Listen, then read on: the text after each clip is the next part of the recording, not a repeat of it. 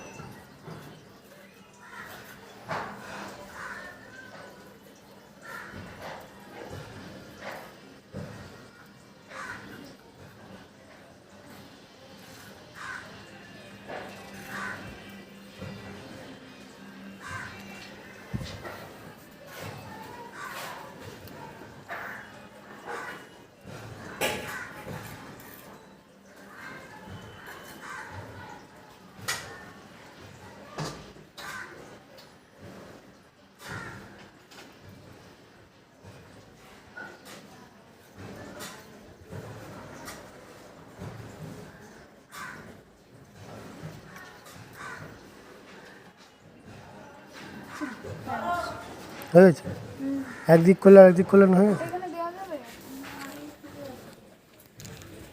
কিছু হচ্ছে না।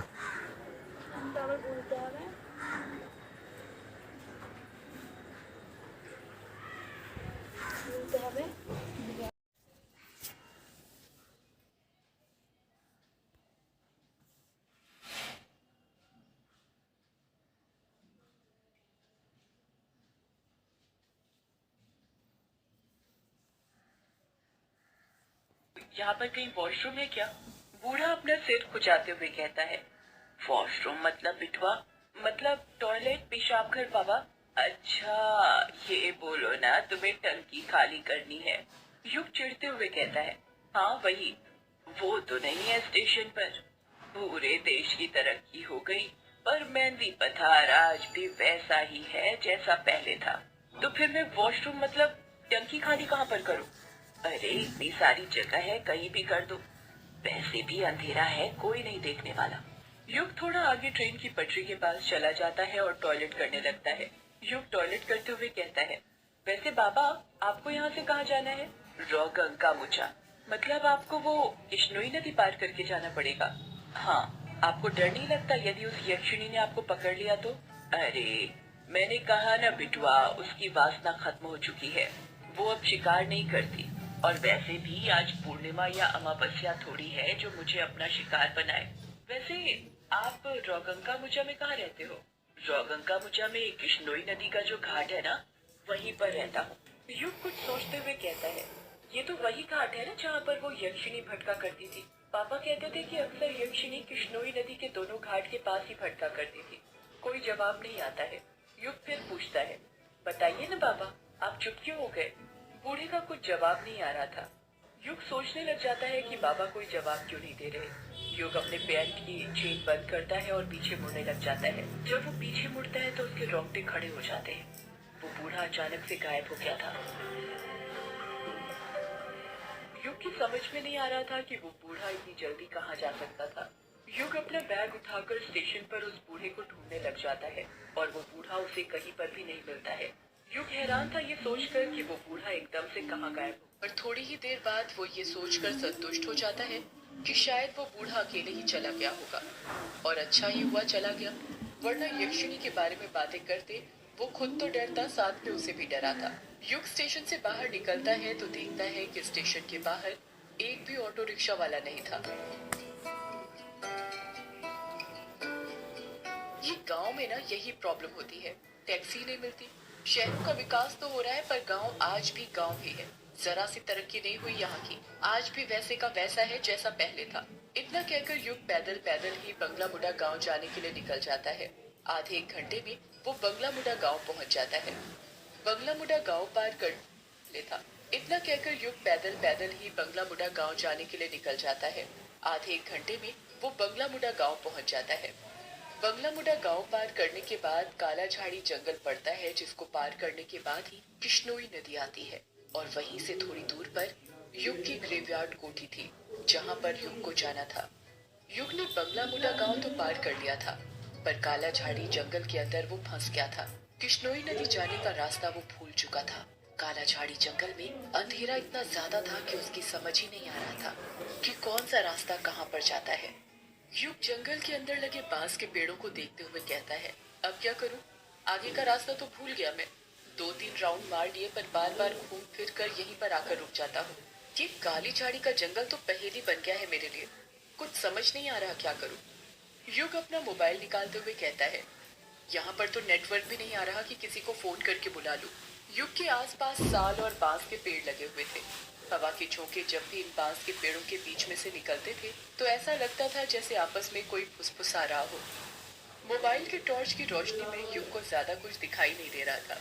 युग सोच ही रहा था कि वो क्या करे, कैसे इस जंगल में से निकले। तभी उसे किसी के कदमों की आहट सुनाई देती है। कदमों की आहट सुनकर युग सहम जाता है और सोचने लग जाता है, इतनी रात में इस जंगल में कौन होगा। युग डरने लग जाता है और सोचने लगता है कि कहीं यक्षिणी तो नहीं। पर फिर वो अपने दिल को तसल्ली देता है। नहीं, ये यक्षिणी वक्षिणी कुछ नहीं होती, सिर्फ कहानियां हैं जो मेरे पापा ने बनाई थी। कदमों की आहट धीरे धीरे तेज होती जा रही थी। ऐसा लग रहा था जैसे कोई युग के पास आ रहा हो। युग जमीन पर पड़ा बांस का टुकड़ा उठा लेता है और कदमों में बड़ा सा चश्मा पहना हुआ था। उस लड़के के हाथ में कोई डिवाइस था जिसे देखकर ऐसा लग रहा था जैसे कोई रीडिंग नापने वाला डिवाइस हो। अभिमन्यु युग की तरफ हाथ बढ़ाते हुए कहता है। उठ जाओ, नीचे क्यों लेटे हुए हो? युग अभिमन्यु का हाथ पकड़ते हुए कहता है। लेटा नहीं हूँ, तेरे कारण डर गया था। क्या कहा? मेरे कारण डर गया था? क्यों? तू डरपोक है क्या? क्या बोला तूने? इतना कहकर युग अभिमन्यु के चेहरे पर टॉर्च मारने लग जाता है। जब युग गौर से अभिमन्यु का चेहरा देखता है तो हैरानी के साथ कहता है, कहीं तुम अभी तो नहीं? युग अपनी बात पूरी करता उससे पहले ही अभिमन्यु भी युग की तरफ उंगली करते हुए कहता है, और तू युग है ना? इतना कहकर ये दोनों एक दूसरे के गले मिल जाते हैं। अभिमन्यु युग के बचपन का दोस्त था। युग अभिमन्यु के बालों को हाथ लगाते हुए कहता है, तू तो बहुत बदल गया है यार, बड़े बड़े बाल, आंखों में बड़ा सा चश्मा। अभिमन्यु कहता है, बदल तो तू भी गया है बहुत यार। ये बता कब आया और कहाँ जा रहा है तू इतनी रात में? बस आज ही आया, ये मान ले 1-2 घंटे पहले, और मैं तो अपने घर ग्रेवयार्ड कोठी जा रहा हूँ। तू बता तू कहाँ जा रहा है? इतने सुनसान जंगल में, वो भी इतनी रात में। और तूने ये बाल इतने बढ़ा के क्यों रखे हैं? एक पल तो मुझे लगा जैसे वो थी। अभिमन्यु हैरानी के साथ पूछता है, वो थी मतलब? युग बात को घुमाते हुए कहता है, छोड़ ना, और तू पहले मेरे सवाल का जवाब दे। ये बता तू इतनी रात में यहाँ पर क्या कर रहा है? मुझे तो कुछ गड़बड़ लग रही है। यार गड़बड़ बड़बड़ कुछ नहीं है। अगर मैंने बता दिया कि मैं यहाँ पर क्या कर रहा था तो तू हंसेगा, इसलिए बेहतर होगा कि मत जान। अरे नहीं हंसूंगा भाई, पहले तू बता तो यहाँ पर क्या कर रहा था? अभिमन्यु धीरे से कहता है, मैं यहाँ पर भूत पकड़ रहा था। युग को सुनाई नहीं देता और वो फिर पूछता है, क्या कहा? अभिमन्यु युग के कान में चिल्लाते हुए कहता है, भूत पकड़ रहा था यार। अभिमन्यु की बात सुनकर युग जोर जोर से हंसने लग जाता है और कहता है, तू पागल हो गया है क्या? ये कैसी बातें कर रहा है? मुझे लगा तेरी बचपन की ये आदत भूतों पर विश्वास करने की चली गई होगी और तू अब समझदार हो गया होगा। पर तू तो अभी भी नहीं सुधरा यार, पूरा वैसे का वैसा है जैसा बचपन में था, डब्बा का डब्बा। अभिमन्यु नाराज होते हुए कहता है, मैंने कहा था ना तू हंसेगा, इसलिए नहीं बता रहा था। युग को गिल्टी फील होने लगती है और वो धीरे से कहता है, सॉरी यार, चल छोड़।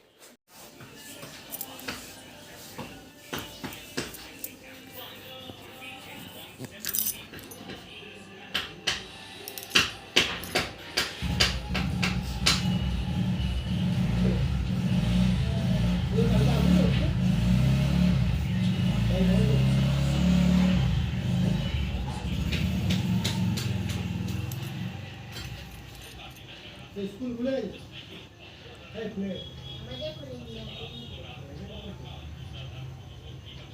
কালে খুলে তাহলে কালকে দিদি আর আমি খেলনাগুলো দোকান করব।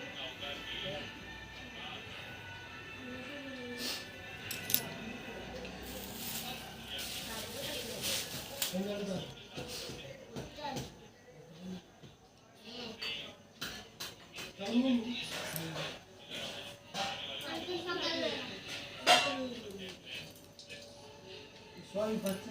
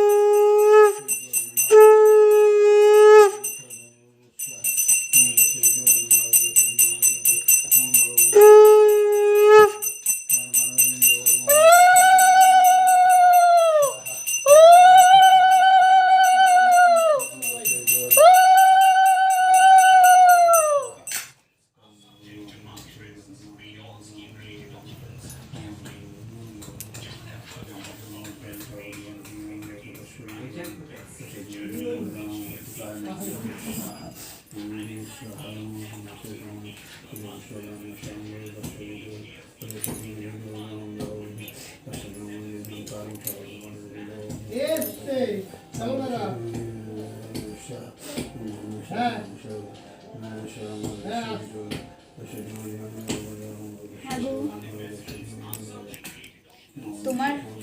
তোমার দিদি বলে দাদা, তুমি বলছো কাকা।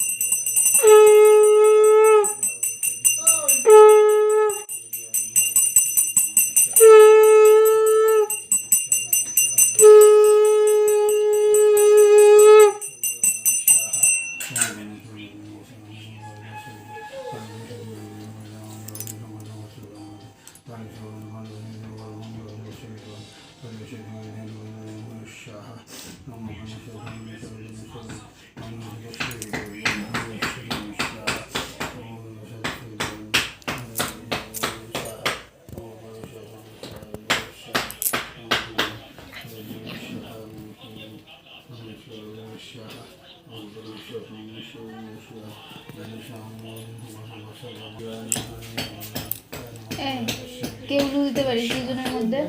কেউ না মানে আমি না কে উলু কে দিতে পারে ভালো, আর কে শাঁখ বাজাতে পারে বল? এই আমি পারি না। ওই তুই বাজাস না। আরে এরা বুকে কষ্ট হবে না।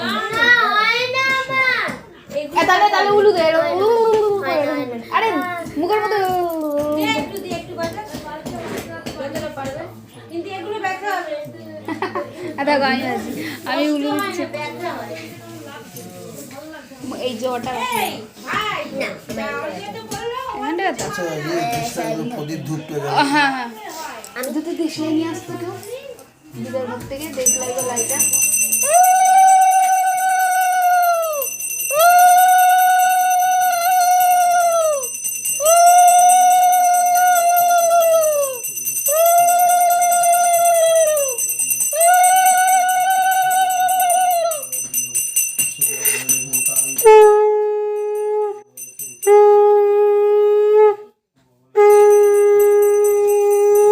উলু দিতে পারো? তাহলে একটু উলু দাও।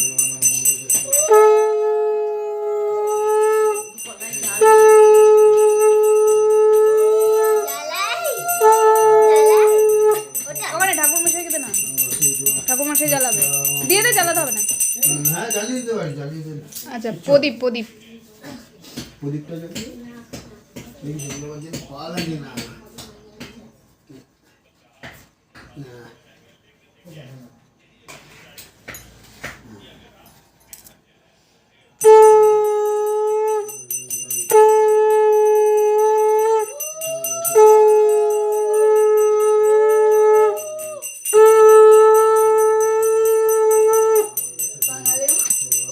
বাঙালির বউ ঘোষেদের বউ উলু দিচ্ছে।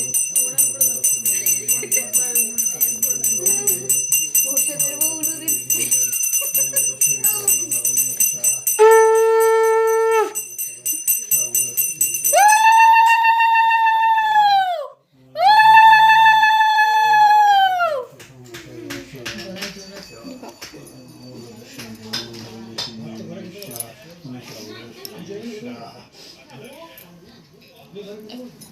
কি করবি?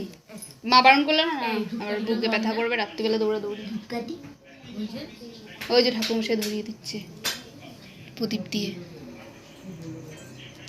একজন তো বসে আছে। ঠাকুরমশাই ভালো করে পুজো করে দেন, সামনের বছর যেন একদম চলে আসে, জ্যান্ত কার্তিক যেন চলে আসে। আমি লজ্জা হচ্ছে। হ্যাঁ বলো। আসছে, কাপড় পরছে, বললো শরীরটা খারাপ, গিয়ে বোধহয় বমি টমি হয়েছে, শুয়ে পড়েছে। হ্যাঁ। ওই যে জামাই আর শাশুড়িতে সকালবেলা পরোটা খেয়েছে, আর এখানে ও বমি করলো, আর মা বলে আমারও শরীরটা ভালো লাগছে না, আমি বাড়ি যাই। আমারও দাদি শরীরে না তো ভালো আছে না, কেমন মনে হচ্ছে মাথাটা চাপ ধরে আছে। হ্যাঁ কালকে অনেকে তো বাড়ি এসেছি না। হ্যাঁ, আমি তো তখন গেট খুলছে যখন 2:30 বাজে, তখন আমি তো মানে আমাদের তো জেগে জেগে উঠে পড়ছি, তার কারণ বউ উঠতে হবে করে, তখন আমি এতেই ছিলাম, জেগেই ছিলাম। পুরো 2:30-3টের সময় দেখি গেটের আওয়াজ দিচ্ছে। দেখছি হালকা হালকা ফুল পড়েছে। আমি তো আবার 3-3:30 সময় উঠে পুরালাম তো ফুল।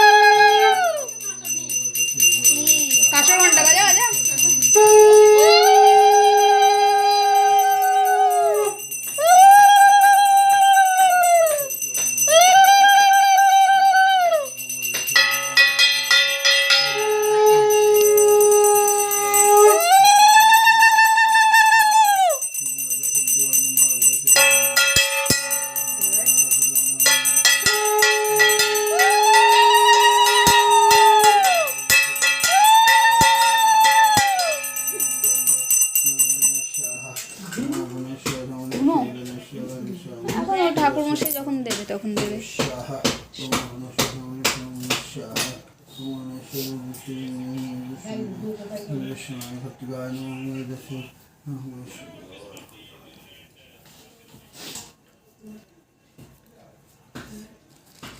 দেবে তো হ্যাঁ হাতে কমে গেল না।